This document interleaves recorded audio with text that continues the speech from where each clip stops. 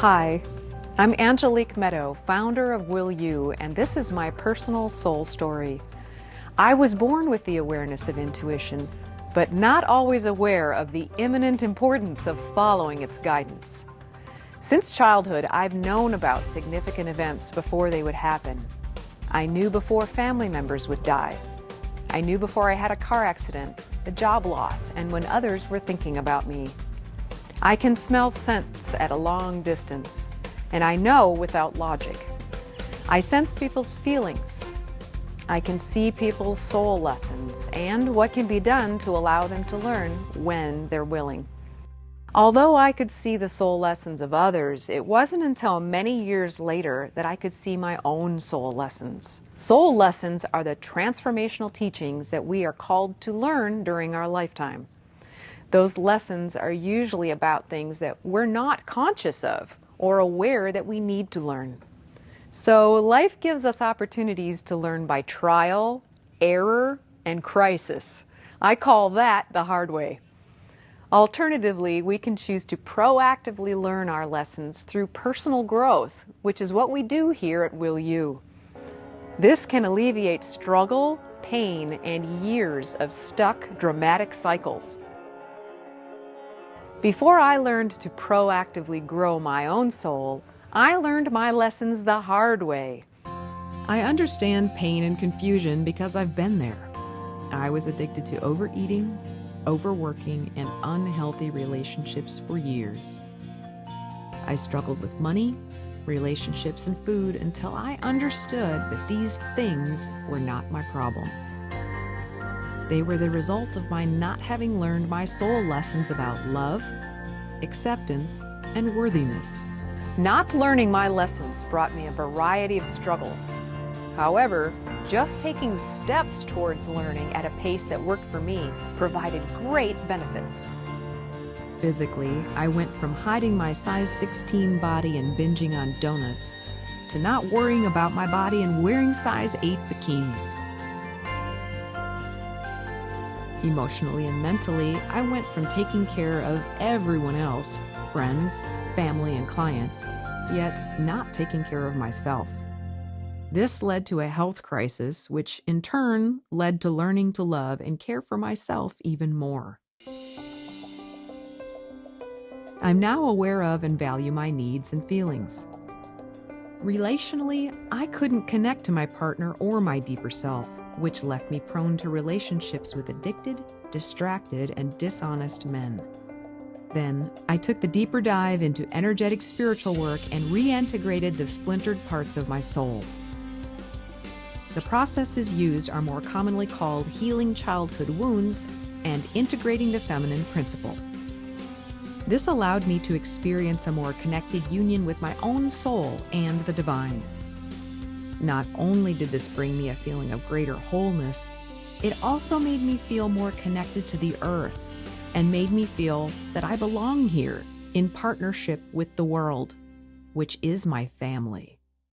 Financially, I went from riding my bike to 3 jobs in college to owning a successful and profitable construction and design company for 20 years and had a show on HGTV. I made high-profile homes by means of coaching couples to make wise and joyful choices. Although this was really great work, I came to a point where I knew something in me was off, and I chose to take a look at it. I asked myself to make a decision. Would I follow my deeper calling? Would I continue to be afraid of the unknown path, not knowing where it would lead? Would I allow fear to hold me back? For me, the answer was no. Although I was scared, I followed the path of my soul journey in business.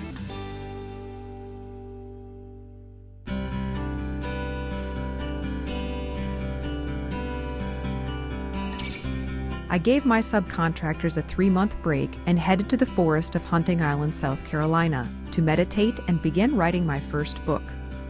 Having previously inundated myself with work and a relationship, this period of isolation caused a major shift in my perspective. It upended my definition of myself. Before, I defined myself as my work, as an owner of a successful company with clients who trusted me.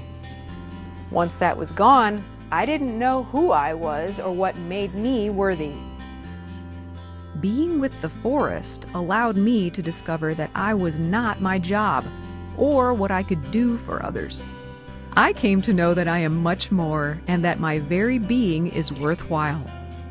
All the good things that I had, such as money, health, career, status, those were no longer needed in order for me to feel good about myself. That is freedom.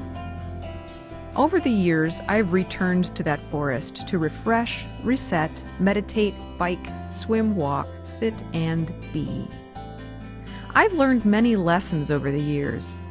My deepest lessons were learned from nature, life, meditation, prayer, energy work, nutrition, exercise, and my mentor. Nature taught me that I'm part of her and that I belong. She taught me that I could feel safe and cared for in her. She shows me daily that I can trust her to exist and to be hospitable, providing soil to walk on, lakes to swim in, fantastic beauty everywhere, animals to play with, stars to admire and wonder about, and so much more. Life, or God as I synonymously call that power, taught me to see that its truths are in everything. That I need not go far to discover answers. They may be found in watching the petals of a flower, a sunset, or a cup of tea. Life taught me that I am provided for with air, earth, water, and fire, support of all sorts, and guidance that leads me on my soul's journey. Meditation taught me to not be afraid of the dark and/or the quiet spaces in my mind. That the unknown is simply yet to be discovered and not to be feared. Meditation showed me the joy of a mind freed from thought and the bliss of the quiet peace. It showed me what I needed to learn and to accept myself and all. Prayer taught me to commune with the infinite, underlying intelligence, and the power of life. Energy work taught me to trust humans. I hadn't known trust, but knew that I wanted to grow and heal. In faith, I received energetic healing from a variety of practitioners to release impediments in my physical, emotional, soul, and spiritual body. Learning about good nutrition, what to eat and not eat, when, how much, how often, and when to fast were all vital in my development. Having had an overeating disorder in the past, learning about my nutrition helped me to implement new habits. This helped me tap into the vital sources of my own willpower. Exercise taught me that I could be strong and capable in this world. Not having grown up in a family that exercised, my choice to explore and recognize its value changed how I felt, looked, behaved, and what I experienced in life. My mentor taught me the value of continued education of the soul. During his lifetime, John Dobson was a cosmologist, physicist, and Vedantin monk. His mentor was the infamous Swami Vivekananda, who, while at the Vedanta Society in San Francisco, California, assigned him the lifelong task of reconciling science with religion. Later, John traveled the world utilizing telescopes, talks, and charisma to connect with people and speak about the greatness of the universe. He also reinforced the importance of personal growth and development by saying, "You can't get out of this by dying."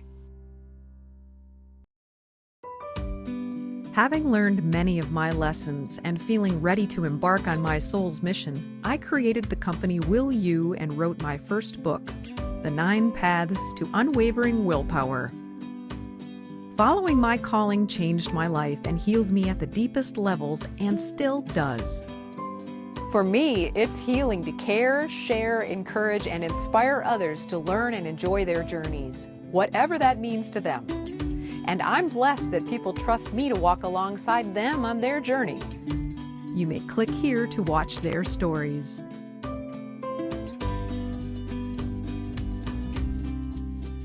Trust is essential, calming and relaxing, and I want you to know that you can trust me.